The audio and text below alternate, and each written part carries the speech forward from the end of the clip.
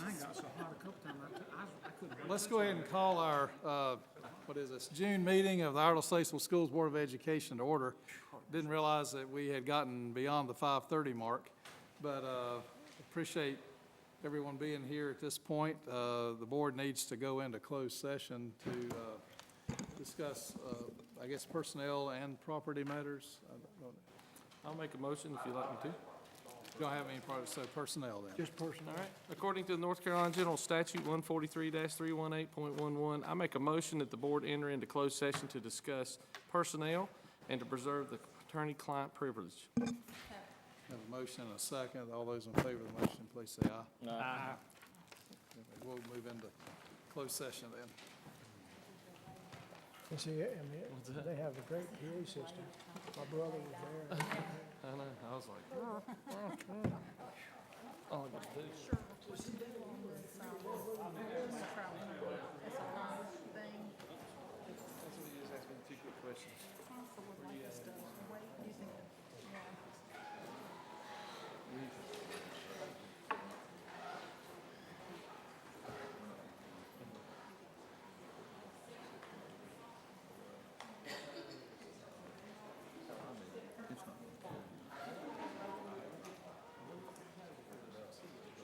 I know.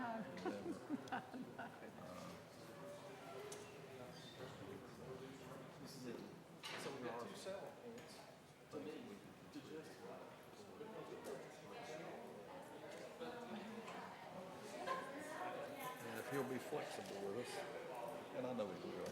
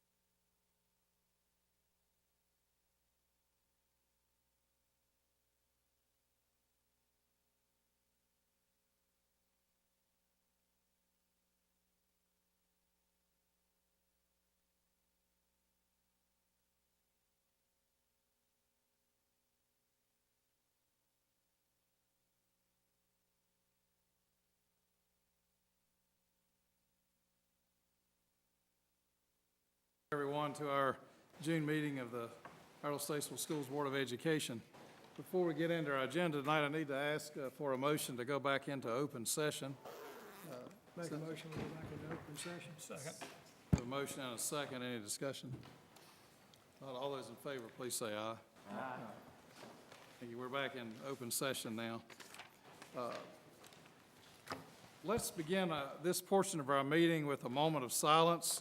We generally begin each meeting asking everyone here that's participating with us to bow in a moment where you can meditate in your own way about the business that we have before us, especially keeping in mind that our major purpose is to take care of the education of our children.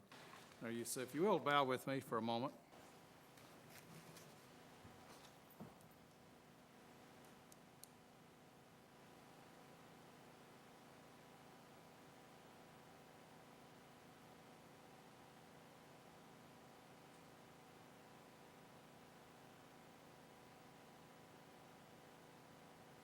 Thank you. Let's stand for our Pledge of Allegiance, please.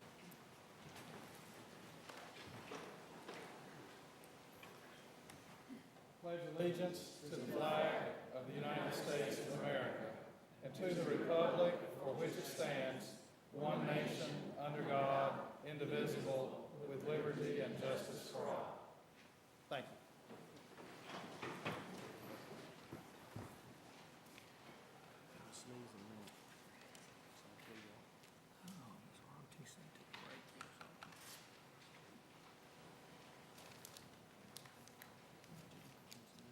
I think the board members have received a updated agenda with the addition of under item V or 5 there, Roman numeral 5, a K, budget transfer for the Cool Spring construction project. It's the only change I'm aware of to the agenda tonight. So we'll begin with our consent agenda. Under administration, we have the budget amendments. That's Ms. Melissa White to come forward for that. Good evening. Tonight we have budget amendments for most every fund. It's the last budget amendment of the year. We discussed this in detail at the committee of the whole meeting. If there are any questions, I'll be happy to try to answer them. Any questions for Melissa? Okay, thank you. Thank you. Next, we have quite a lengthy personnel. Just to be official, I'll read out and you can follow with me on the items B through G and H, actually. We have the acceptance of resignations, retirements, rehires, terminations, and leaves of absence. Item C, the approval of classified personnel. D, the approval of licensed personnel. E, the approval of administrative appointments. F, the approval of reinstated personnel. G, the approval of contracts for eligible personnel. And H, the rescission of non-renewal of probationary contracts. Dr. Lassane. Okay. Dr. Cash, Mr. Johnson, members of the board, you've had the opportunity to review the June personnel report. We have already discussed dates as well as the items of the contracts and the rescission of non-renewal of probationary contracts. Are there any additional outstanding questions? Any questions for Dr. Lassane regarding any of these personnel subgroups? Thank you. Lassane. We have minutes from May 2nd Committee of the Whole and May 9th, the Board of Education meeting minutes. We have no additions or corrections to those minutes. I'll entertain a motion that we approve the consent agenda items in the minutes from the May meeting. So moved. Second, Mr. Chairman. Have a motion and a second. Any discussion? Hearing none, all those in favor of that motion, please say aye. Aye. Any opposed? That motion carries. Thank you. Okay, we'll move on to item 4 under the recognition portion of our meeting, the Iredell-Statesville Schools Coding Contest winners. And I believe Mr. Jed Stuss is filling in for Dr. Blattner. Well, good evening, Dr. Cash, board members, Mr. Johnson. I'm Jed Stuss, and I'm here on behalf of Dr. Blattner, who couldn't be in attendance to recognize these winners because he's attending his daughter's music recital, very important event. So I asked why we have a coding contest. Well, coding is quickly becoming a necessary skill to be able to function in the modern workplace. This, coupled with the Labor Department statistics that project there's going to be 1.4 million coding jobs in the next 3 years.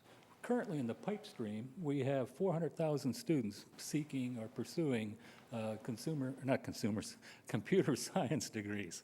So there's a pretty big deficit out there. And those 1 million jobs are going to get filled, but probably by people from other sides of the ponds. And so when this was reported to us in admin about a month ago, a few of us, Sherrod Martin and Dr. Blattner and Phil Harden and myself said, we need to kind of shake the weeds and see what's going on with our young people out there, because we knew that there was coding going on. That statistic coupled that we are all aware that Steve Jobs started his coding when he was in 8th grade. So that kind of said, maybe we should see if we can get going here. So the whole idea of this is first get the coding contest and see how many people were out there doing this, and then that would lead to clubs and perhaps curriculum and classes that we could support these young people. Well, the contest asked students to create an app in a very short time. We got about 60 hits from people, but they said we needed more time. We said, we'll pick you up next year. We're going with the folks that are in the fast lane. They were to create an original application as well as provide a video explaining the work they did. There were 3 categories: elementary, mid school, and high school. Cash prizes were as follows: $50 for the elementary folks, $75 for the mid, and $150 for the high school. As I said, we had 60 hits, but we had 14 submissions, and tonight we're going to honor 5 of them as winners in the first inaugural Iredell-Statesville coding contest. These recipients, we had 2 from the high school, 2 from the mid school, and 1 at the elementary. Now, so what's going to happen is I'm going to call the students up to receive their plaque and a prize check, and as they approach, I'll share a little bit about their project. We plan to post their videos on our website as well as get the links to the board members so that they can see these. They will blow your socks off. I came away feeling so inadequate, like a knuckle-dragging Neanderthal, after what I saw these young people are doing. Students, when you come up, please stay up front here. We're going to get a group photo, get a mugshot of you guys. And then one final note, and this is a special request from our finance department, in that often we give out checks and then the students post them on their plaques. Please make a copy of it and cash the check. It helps on our bookkeeping. Mr. Johnson and maybe a couple board members, could someone help us pass out the plaques here? Come on, Chuck. See, that's the political way to select board members to do this.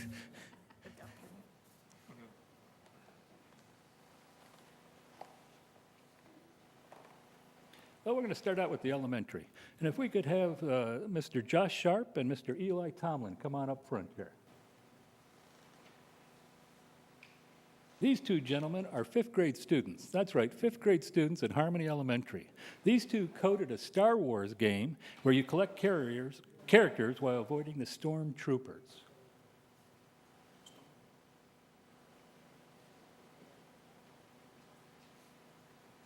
There you go, gentlemen.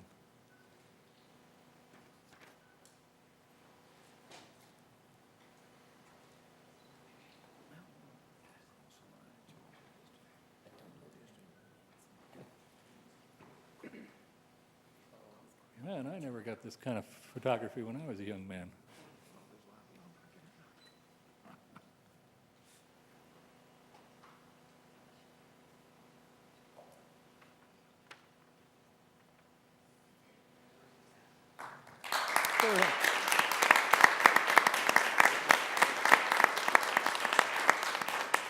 So I know these guys are free thinkers, but let's kind of review the instructions. Yeah. Could you guys come back up here?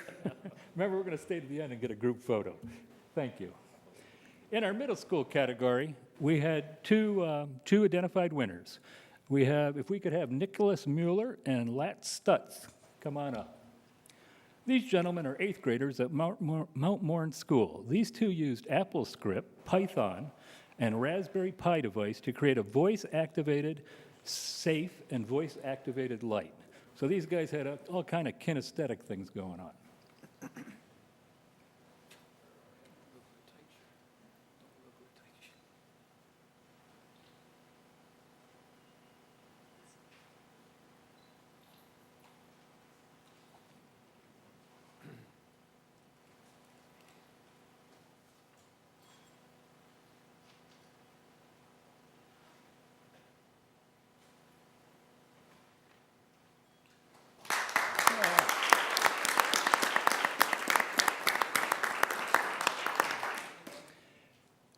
Our other mid-school recipient was Adam Wetreich. Come on up, Adam. He is a 7th grader at Mount Morn High School. He created a point-of-view 3D game where you have to collect items before you get caught called Don't Look or It Takes You.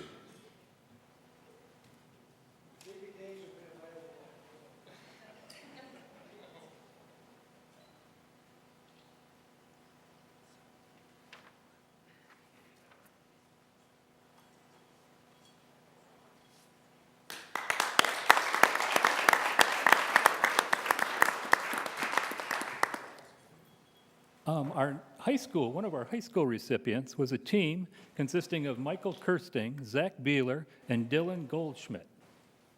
And I believe Zachary isn't with us tonight. And some other, oh, we got the plaque in time, perfect. These gentlemen created an application that creates a social chat network that does not have need of a server to run.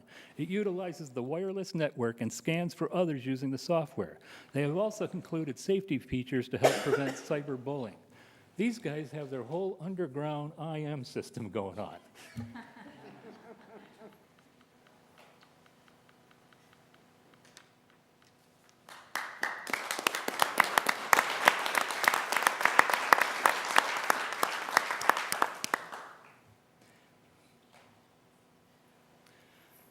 Our final recipient in the high school category is Noah Wolf. Come on up, Noah. He's a 10th grader at Lake Norman High School. Now I'm going to read this as it was written, and then I'm going to translate it. He created an application called Meeting Magic. This application compares users' entered profiles and compares them to determine commonalities. It then uses the supplied meeting location and the internet to compare the commonalities with a positive review to determine best places to meet. So what this really means is you have people in your network, they enter in profile information of their likes and dislikes as it relates to meeting places, typically restaurants. And from that, they can ascertain from where you're entering in your data, your GPS coordinates from your CPI, and utilizing that, they can give you a menu of restaurants that you might want to go to, along with their ratings, so you can make an informed decision. Then the next application is, what's the weather like? Am I going to eat inside or out? And then it gives a place for you to actually do the meeting thing. I don't know. It sounds dangerously like some kind of sophisticated dating game, but.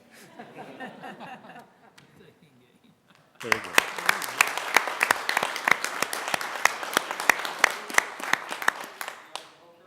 Yes, whole group if we could. Maybe high school, middle, and then elementary, or however you want to set them up. Maybe just the tall in the back.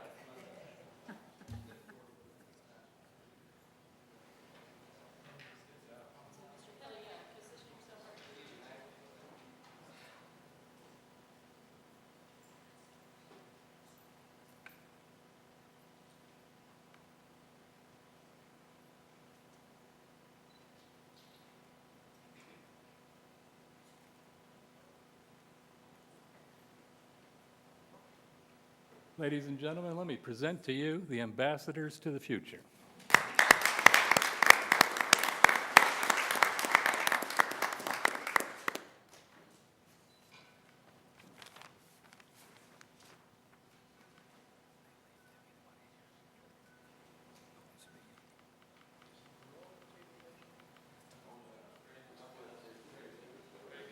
Put our hands together for these young folks.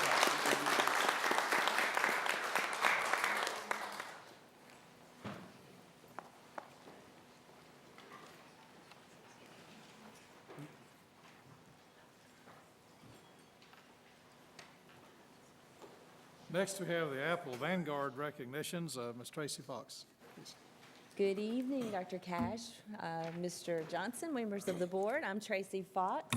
This is Jackie Parker. We're both Apple Foundations trainers here in ISS, and it is our honor to come tonight to recognize our educators who've completed the requirements to be either Apple Vanguard members or Apple Vanguard coaches. That's a hard act to follow, so sorry, guys. That's tough. That's amazing to see, and I'm very proud of those young folks. To be an Apple Vanguard member, participants completed 20 to 24 hours of Apple professional development in foundational courses such as Pages, iMovie, Keynote, things like that, led by Jackie or myself. These folks are pivotal in moving our district forward with our using our devices. Jackie's training included iPad, mine was MacBook Airs, and we're excited for the creative things that they're able to do now with their students, and hopefully next year we'll have more wonderful student presentations and honors as well. Jackie, would you like to honor your folks first, or would you like me to? Mine haven't, I don't think I have any teachers here from Woodland Heights, but all of their regular classroom teachers did participate throughout the year. So all of their classroom teachers will be honored as an Apple Vanguard member. So they worked hard. So none of them are here, though, so I'll let you recognize yours. So tonight I have 3 Apple Vanguard members that I'd like to honor. Robin Harvey, who works at Monticello. Robin Holloman, who's the media coordinator at Lake Norman High School. Both were unable to attend tonight. And also we have Tracy Skeens. Tracy is our Impact Accountability Coordinator, and if she'll come up.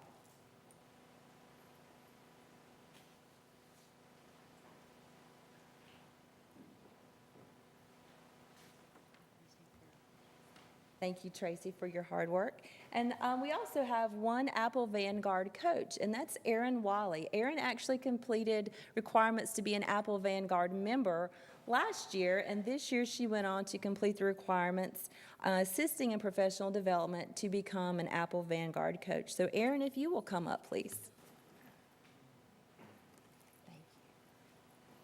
So we'd like to congratulate all who are with us and those who were unable to attend. We're very proud of their efforts, and we appreciate the time that they took to reach this milestone. Thank you.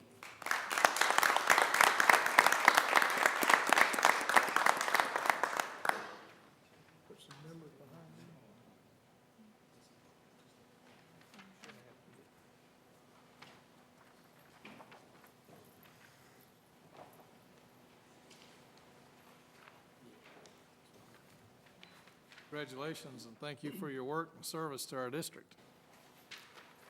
That finishes our recognition portion. That's a nice meeting. We'll move on into the non-consent agenda. Have item A, and these are all voting items, by the way, as a reminder to board members. Ask Mayor Duck Wyatt to come forward regarding the Town of Troutman SRO request.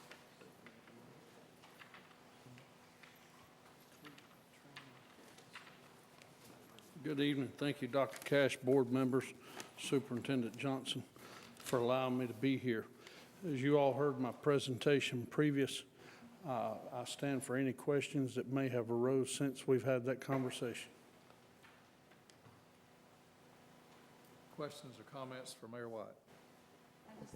I want to reiterate or have you confirm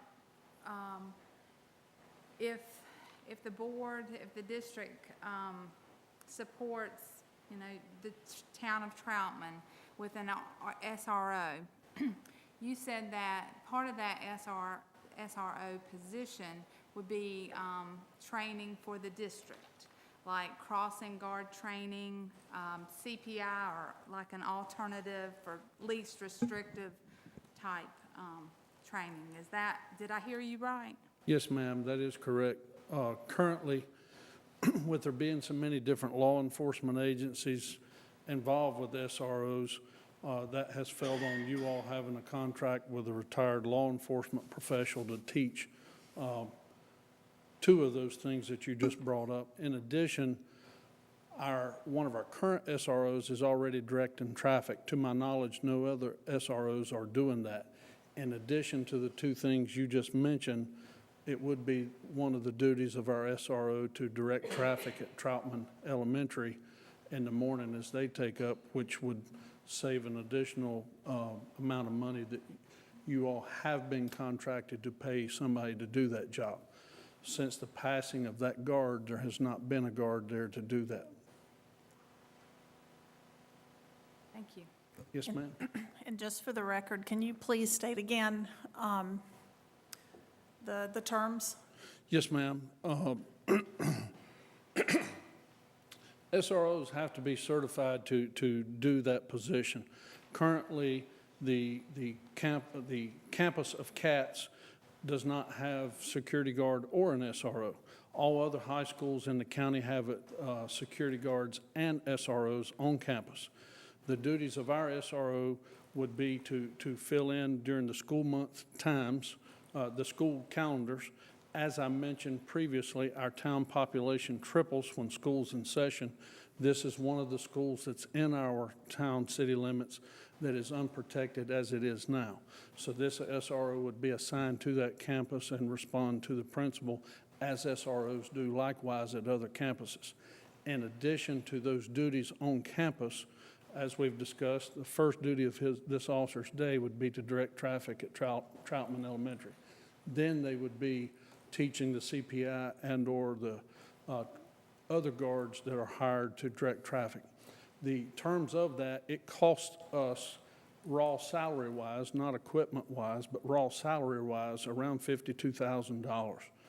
When you break that down based off of other pay in a 10-month period, the school system has been paying an average, without grants and all that in consideration, because a lot of these positions are already grant met and funded, somewhere in the neighborhood of $50,000 and $51,000. Initial discussions was we would like the position, of course, to be fully funded. Understanding it is late in our budget year as well as yours, we considered concessions and what could we do that still makes it a win-win other than offering these additional services. And we need to be slightly over $30,000, be $30,150 to make it work for our budget, and we still feel like that we're offering the school system a lot of other things with that position versus it being a standard funded position if we couldn't do those services. Mr. White, I also understand that it is possible that we will be able to get a grant to retain this position. The grant is not available to start a new position, but it is available to retain a position. Is that correct? Yes, sir, that is correct. And the information I've been given from the police chief, the window for that opens up late March, early April of 2017. As soon as that grant option is available, we will definitely apply for it to go forward and keep the officer on campus and to alleviate what it costs both us and you all.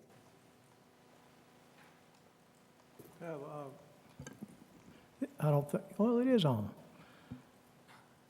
Is your first name really Ronald? It is. You know, for 20 years, I had not heard that. Just checking. Does our CFO recognize the figures and whether or not that can be covered? I'm asking our CFO.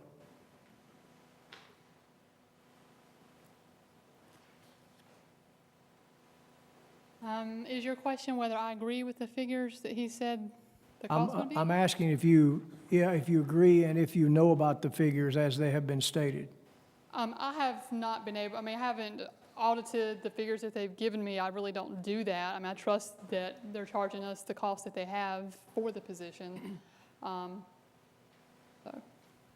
Okay, so it would cost us, if we funded, according to what he's saying, it would cost us He said $30,150, and then you would have to factor in the cost that we would no longer have for the crossing guard, so you would back that out. Right. And then you do have an expansion item proposed for next year's budget to contract with an outside individual to help train new crossing guards and to provide CPI training. You would just shift that additional budget item towards the cost of this particular SRO. But that shift started at 52 down to 31. No? The board, the town of Troutman is going to absorb some of the cost of the SRO, so our cost would be $30,150. That's our beginning cost, then you'd back out some of these additional savings. Okay, we can discuss it forever. I make the motion that we accept that and fund the SRO at CATS. Second motion. We have a motion and a second, Mr. James.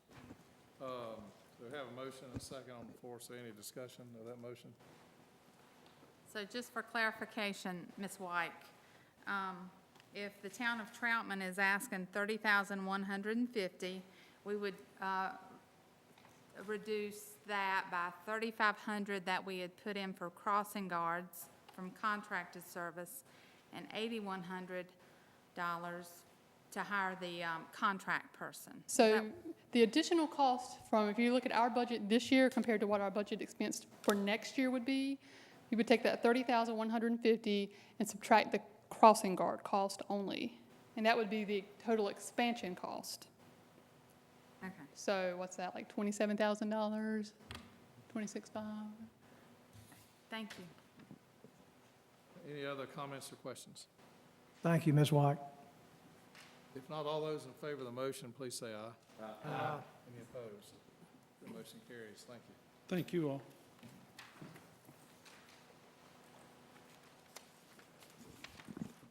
Next, we have our item B, the AIG local plan for 2016 through 2019. Ms. Kelly Henson.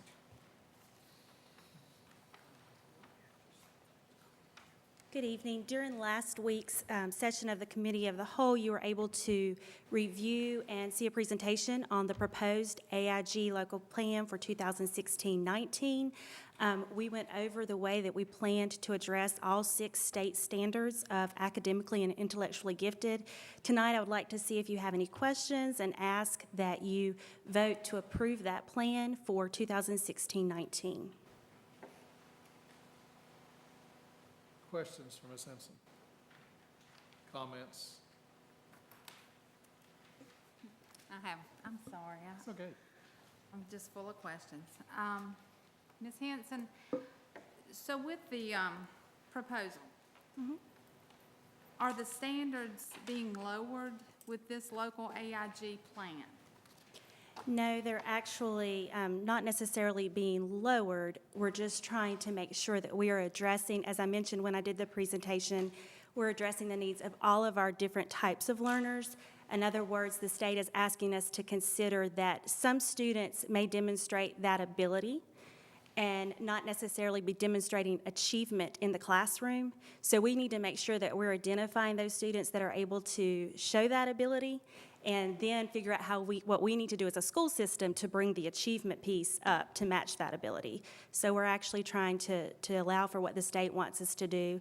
And we're also trying to take a more inclusive approach by adding in the learning profiles. So that way that teachers that are in our school system will actually be able to identify characteristics that are common with gifted learners, but sometimes can be masked by different issues or concerns that students sometimes carry with them and bring to school with them each day. But the learner profiles will help teachers as a resource so that they can see what those traits are and better identify students that could also be possibly gifted learners in the classroom. But they still have to pass a test, Yes, and sir. they still have to have recommendations, and they still have to do this in the first 3 years. We're still measuring, yes. In 3rd grade, we measure every student, and we're looking at their ability score, which ability is basically telling us, it's looking at their reasoning, their problem-solving skills. It's not necessarily telling us how they achieve in the classroom. It's not based on their grades. It's just letting us know that this child has that ability to problem-solve at high levels. Then we also look at their achievement scores. Achievement scores do indicate for us the content knowledge, and then we also look at their grades as well and see how they're performing. All we did, if you remember from the presentation, is we did lower that to 90% because that's what the state now says an A is 90%. Before this plan, it had been 93, which at that time, that's what the state identified as an A. So we did lower that piece of the plan. But that was just to modify in reference to what the state had said, correct? Yes, yes. Okay.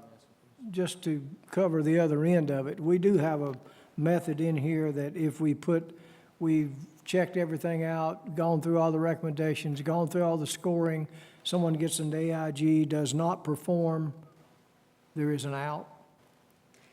We do not, as a school system, we do not take that identification away from a student once they've been identified. A parent always has that right to Okay. waive services. Well, usually the student would recognize that this is not what they're performing. So I just thought, I was just asking. Thank you. Mr. Chairman, I make a motion that we accept the AIG local plan as presented. Second. A motion and a second. Any further discussion? Hearing none, all those in favor of the motion, please say aye. Aye. Any opposed? Okay, motion carries. Thank you. Next, we have our continuing budget resolution. Ms. White.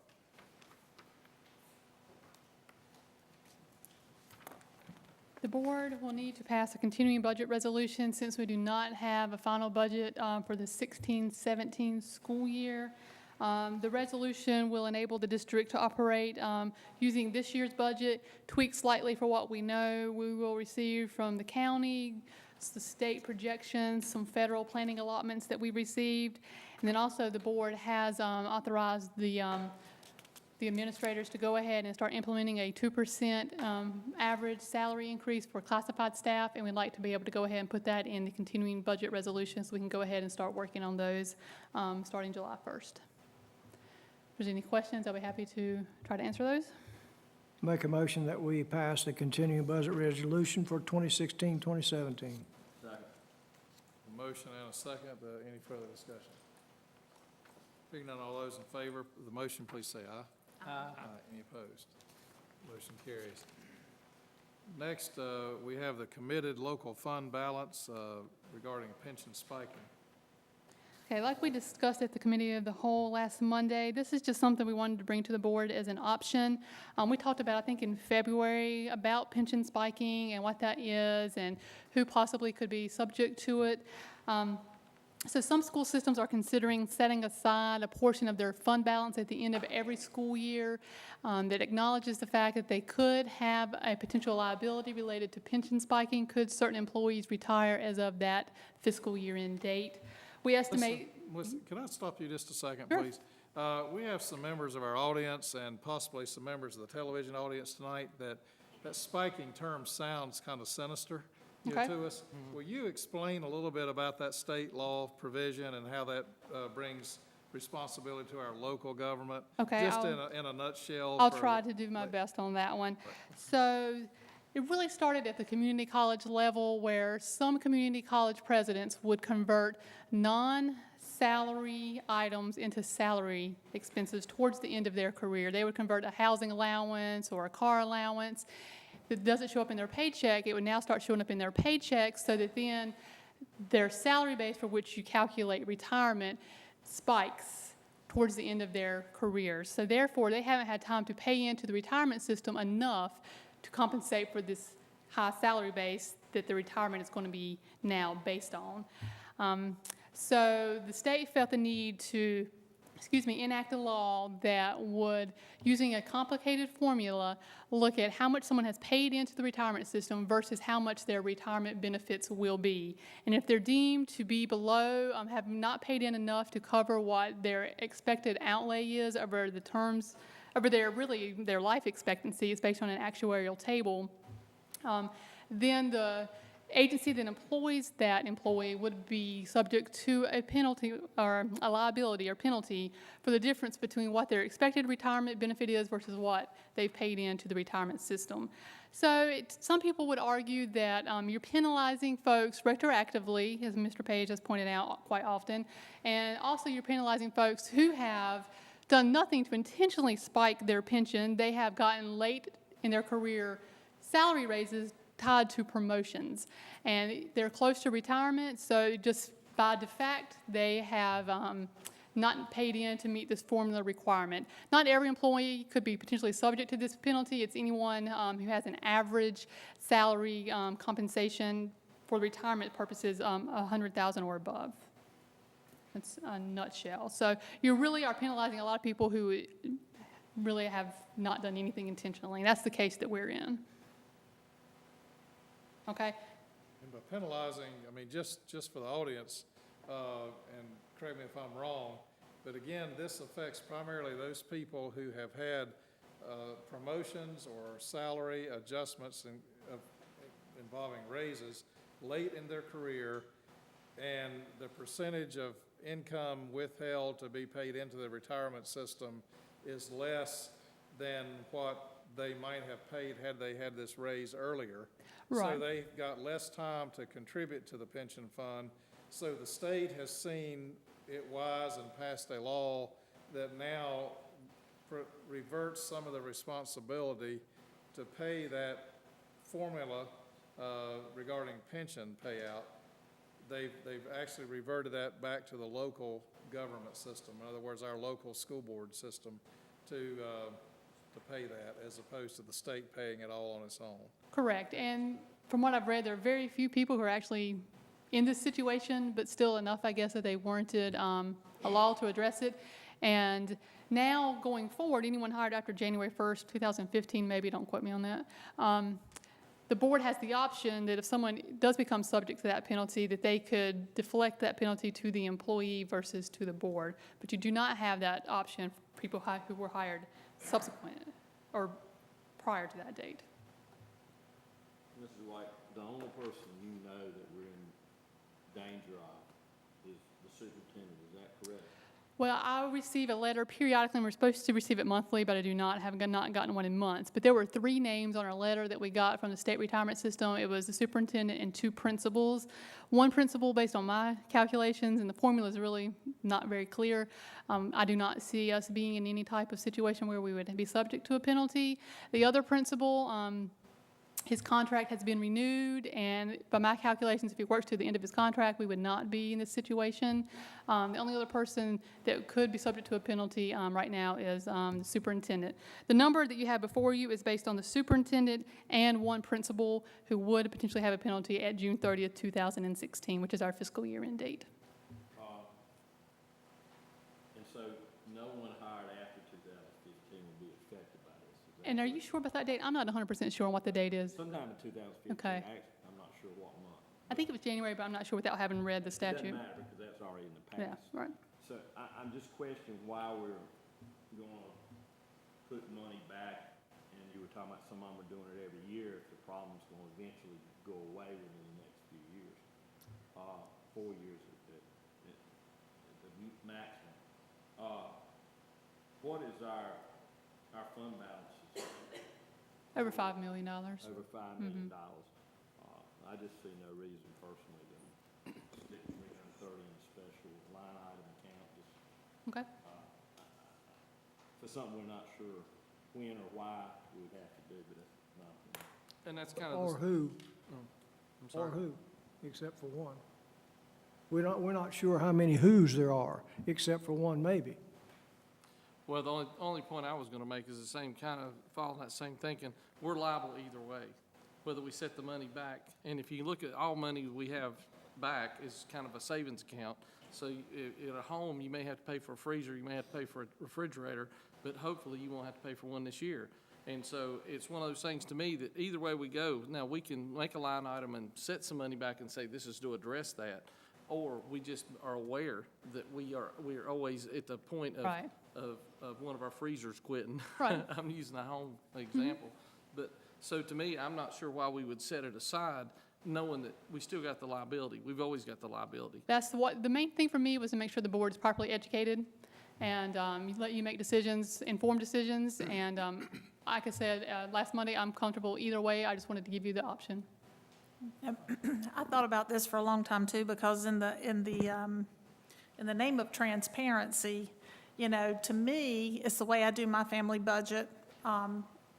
you know, as I do, I set it aside with a separate line item, and when I look at my available balance, then I know how much really I have.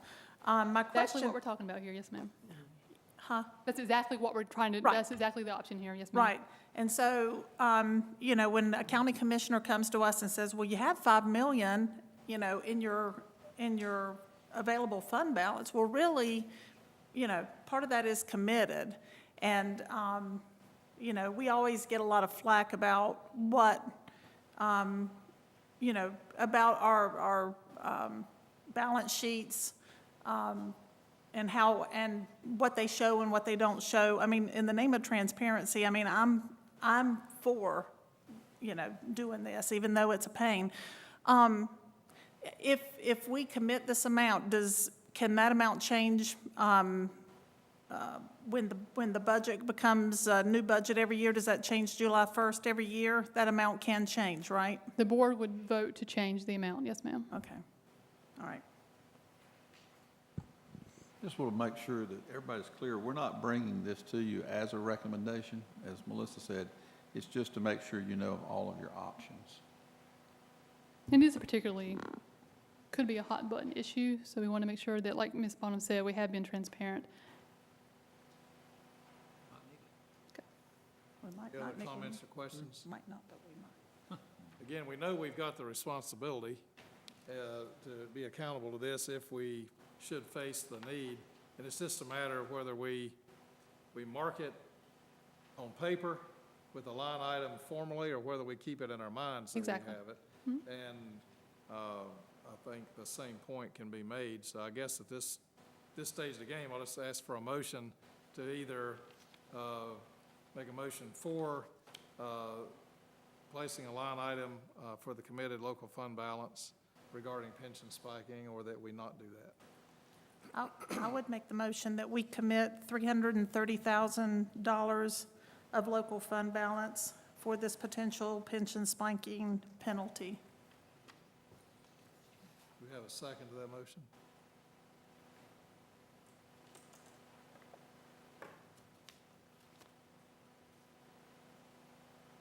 So that motion dies on the floor. This could be historical.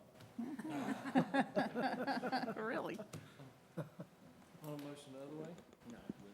No, Well, I was just gonna say, I was gonna make a motion that we're aware of this, potential liability. I think that's kind of obvious. Is that? I don't know if you wanted a motion I'll ask to- Mr. Page, for that. he's the expert on Procedure? Well, we make one other comment, which is we have an extremely expert CFO, which is who is going to remind us of this every time. It's going to be there whether we put it as a separate line item or not. I understand what Ms. Bonham's saying. I just don't want to curtail anything that we have. So I think that's the reason we're where we are. And Ms. White, you do an excellent job of keeping us informed with all our liabilities and everything, I think. Thank you for what you do. Thank you. Okay, then so I guess just to clarify, again, for the public, that by that motion dying on the floor, that means the board does not agree with providing a particular fund balance line item for the pension spiking. Next, we have item E, the bid approval, toilet tissue and paper towels.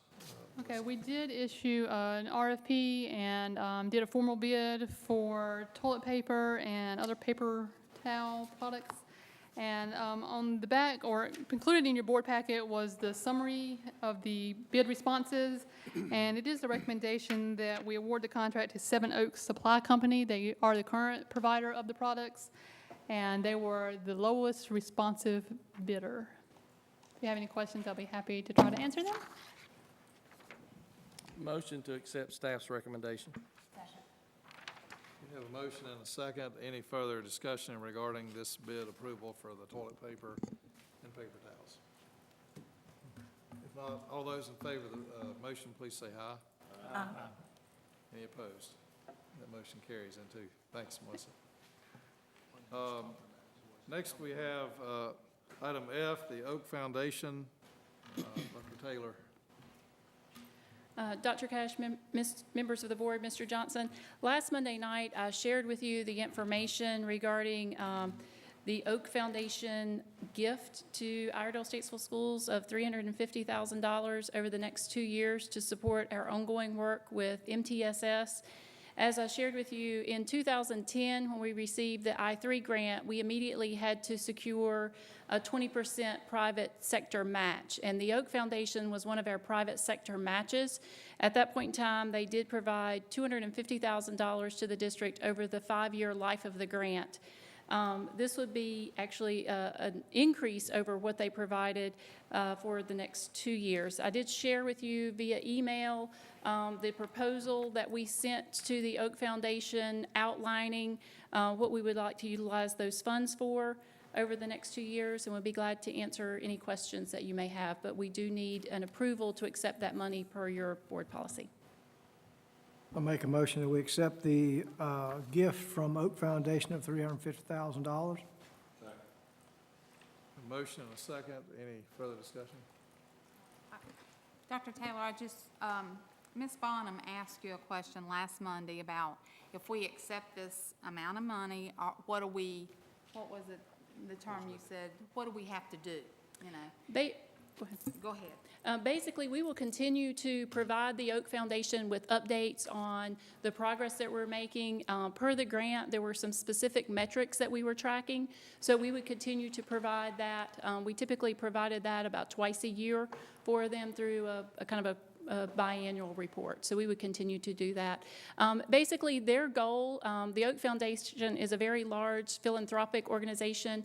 Last year, they donated over $200 million to over 300 different organizations around the world, and their big interest in this is that they want other districts to learn from some of our successes and our failures so that they can provide a better educational environment for their students. So that's their ultimate goal. And in how you separated the monies and who was going to be responsible for what, on the last column, you had staff names. Now, there was one that's 3 initials. I don't know. Dr. Carricker. Dr. Carricker. M-A-K, Mary Ann Carricker. Okay, thank you. That's just our short term. All right. And just to be clear too, this House Bill 539 that is now in the legislature, if it passes, part of these funds would go to the charter schools in our county as well. That is the way the law is written. We did, in our request to the Oak Foundation, request that they actually put language in there that the monies would be specifically for students that are enrolled in Iredell-Statesville schools and tied to these initiatives. So we did make that request from them. I think it's very, it shows that our MTSS program is very well looked at nationwide, and I believe this organization is out of Switzerland. Originally, yes. They have a basis in Chapel Hill, but they are based out of Geneva, Switzerland. I think it speaks very, very good of our system's work with MTSS, and I'm very pleased that y'all got this thing. Any other comments or questions? Like I said, all those in favor of the motion, please say aye. Aye. Any opposed? Okay, thanks. Next, we have the roofing bids for 2016-17. Dr. Miller. Thank you, Dr. Cash, members of the board, Superintendent Johnson. We do have 4 roofing bids. This is in preparation for our capital projects for this summer. The 4 bids were Lake Norman Elementary, and I'll go through these individually and point out the recommendation. Lake Norman Elementary, JMS Roofing, which is out of Troutman, was low responsible bid at $143,912. We recommend accepting that bid. North Iredell High School, be sure I get all these right. North Iredell High School, the low responsible bid was Ballard Roofing at $191,000. We recommend acceptance of that bid.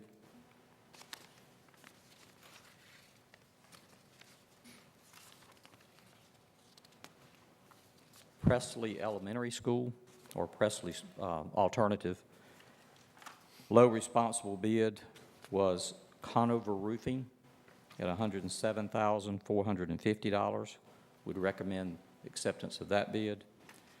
By the way, we've worked with all these companies. These are all reputable companies, and all are reasonably local. And the final bid was Troutman Middle School. Low responsible bid, JMS Roofing, at $134,730. We recommend acceptance of that bid. Be glad to answer any questions related to any of these bids. North High and Presley are two that's added. You didn't have these last week. Yes, we did we added two bids came in. I think I informed the board at our last meeting that we had some other bids to come in. Those two bids came in last Thursday, and we tried to get them in your Friday update. Mr. Chairman, I move we accept the roofing bids from Dr. Miller. Second. We have a motion and a second. Any comments or questions? If not, all those in favor of the motion, please say aye. Aye. Any opposed? Thank you. Thank you. That motion carries. Next, we have item H, the Energy United contract. Yes, actually, this is a change of scope of work. It's related to our controls package, which we did 2 years ago, well, a little over a year ago. We have a controls package with Energy United, and what they basically do is they front the money through our capital funds for upgrades on our controls, on our HVAC systems, and our energy efficiency. This helps us with energy efficiency and controls. When they did West Middle's engineering phase, they recommended, they being the engineers, recommended, since we're going to be changing that equipment out in the near future, to not put $129,900 into that particular controls package and make it a part of the change out of that equipment.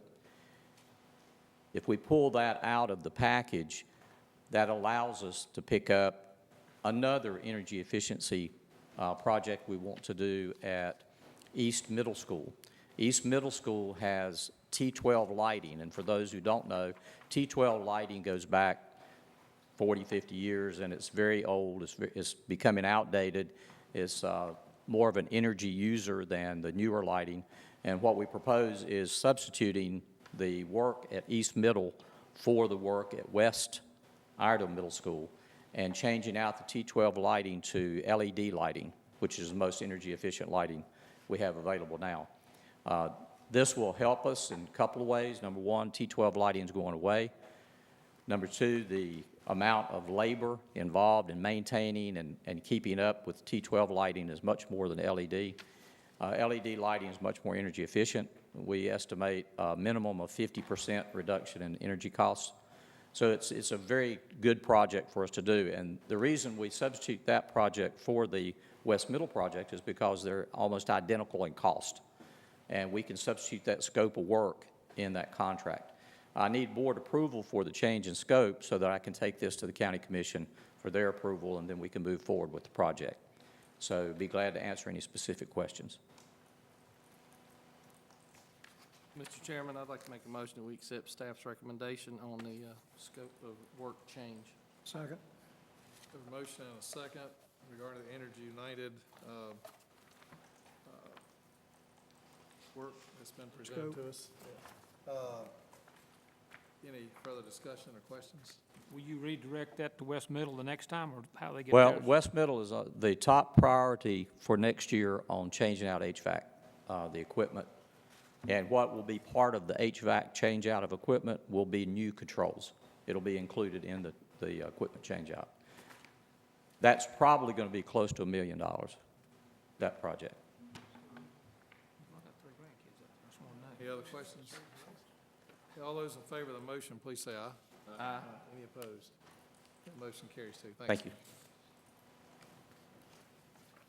Next, we have the item I, which is the board attorney contract. We discussed this last week and asked Mr. Cutay to bring an updated or revised contract proposal for us for next school year, 2016, 2017. And this item was brought to us for a vote today. You've had a chance to read that contract. I'll ask if there are any questions regarding that. Maybe Mr. Cutay can expound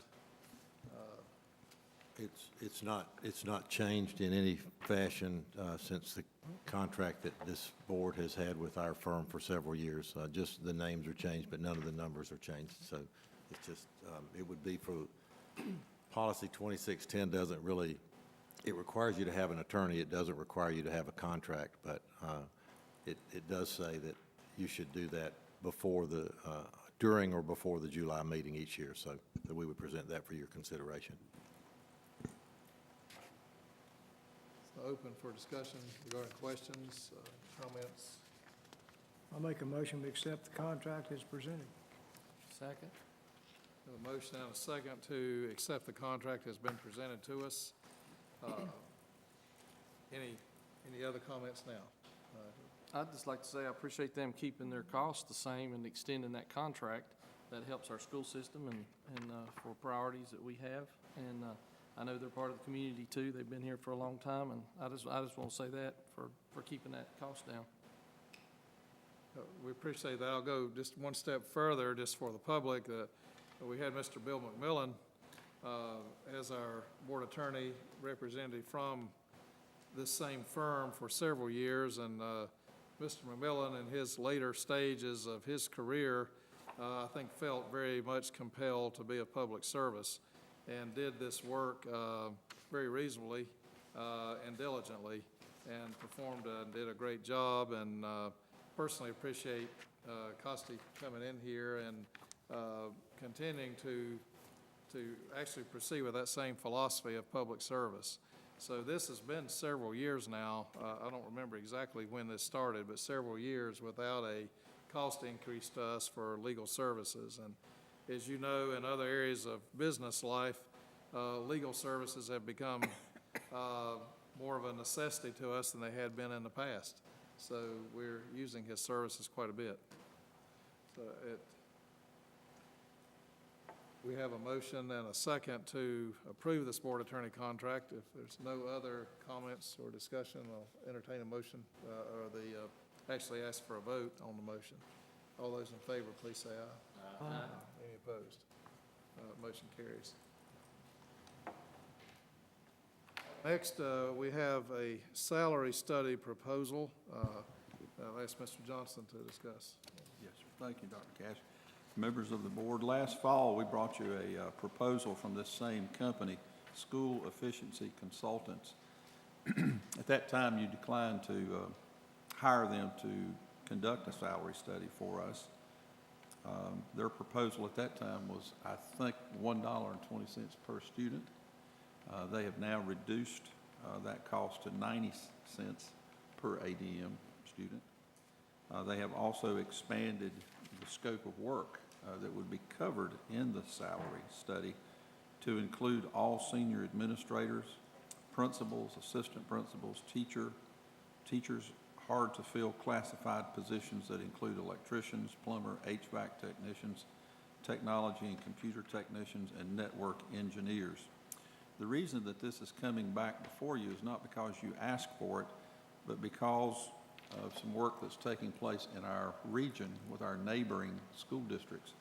This company approached the Southwest Education Alliance, which is made up of about 9 districts in the southwestern part of the United States.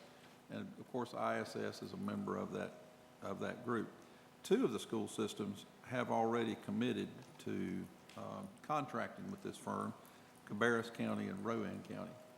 And so they contacted us and asked if we wanted to participate, we could get the same rate that was being offered to those 2 counties and any other counties that want to participate in the Southwest Educational Alliance.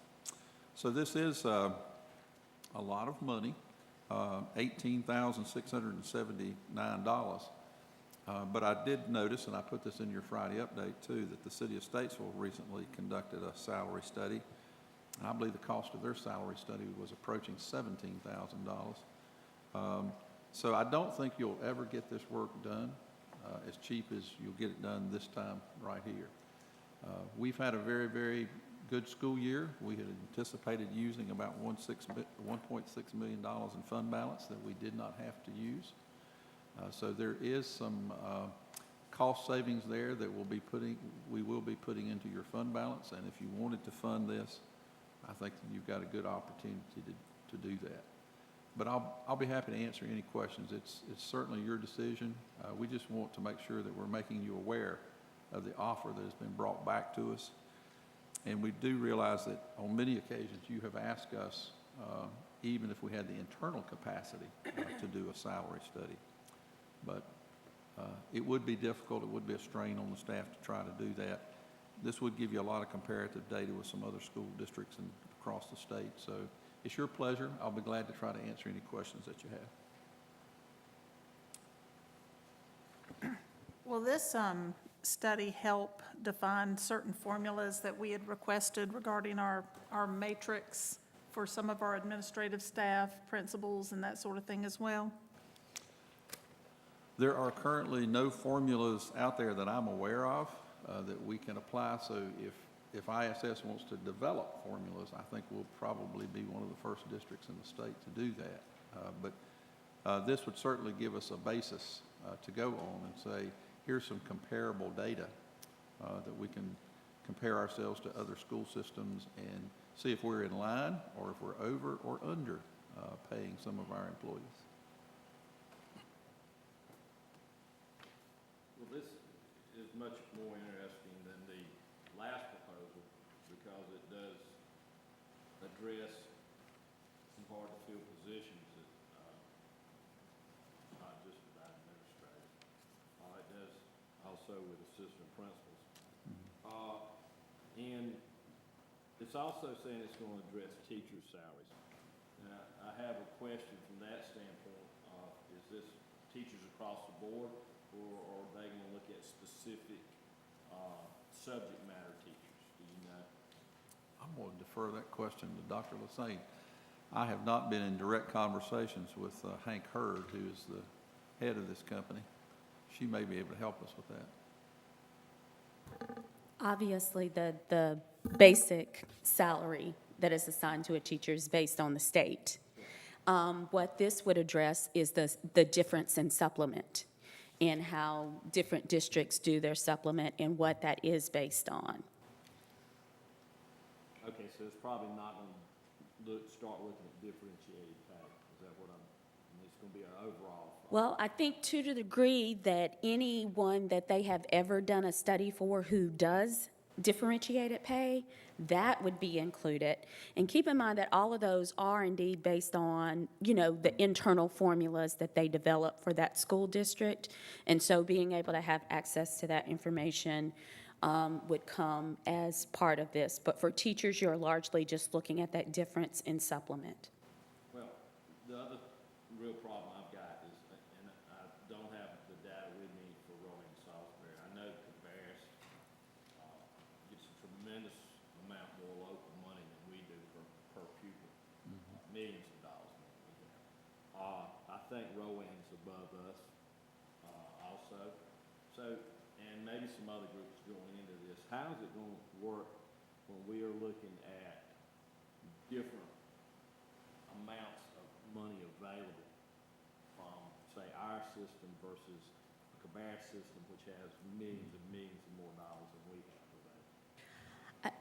Well, first of all, I would say that a lot of comparisons with Rowan, Salisbury, and us are fairly close. It just depends on what area that you're looking, that you're reviewing. I can't answer one part of that question, but I will say that part of the key questions that were asked by Cabarrus, Rowan, Salisbury, and us is to what degree are you comparing apples to apples and oranges to oranges? So we had a large discussion I actually went over when they met with Rowan, Salisbury, and we had an in-depth discussion about comparing job descriptions. And so I think that helps address what you're asking about, but it's not going to address the piece of what they are funded locally. I know that particularly Rowan has very similar challenges to us on a number of issues that we talk about, but obviously all that they could do is have the districts report those local funding sources just for information.